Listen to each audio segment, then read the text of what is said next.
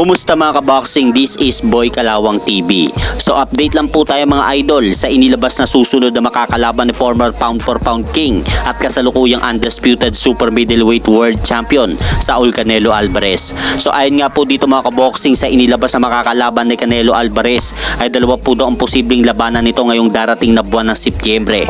Ay wala pong iba kundi itong si Puerto Rican knockout artist Edgar Berlanga at kasalukuyan ngayon pong number 1 mandatory challenger ni Canelo Alvarez sa titulong WBA super middleweight belt. At ayon pa nga po dito mga kaboxing kay Matchroom Promotion President Eddie Hearn na bagay po daw maglaban sina Canelo Alvarez at Edgar Berlanga sa buwan ng Setyembre. Dahil kung matatandaan po daw natin, dalawa po daw ang naka-line up na mandatory challenger ni Canelo Alvarez na si William Skull at Edgar Berlanga.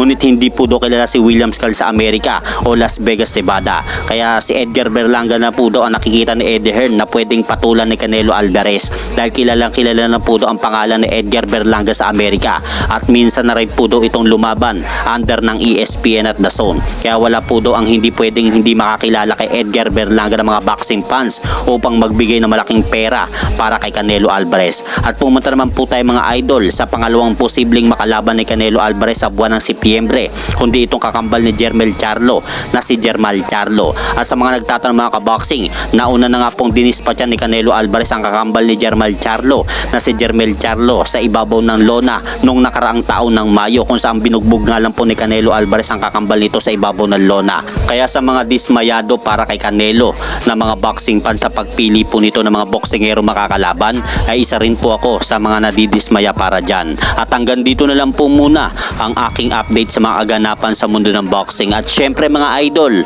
pakisuportahan nyo naman po muna ang ating munting channel. Maraming salamat po.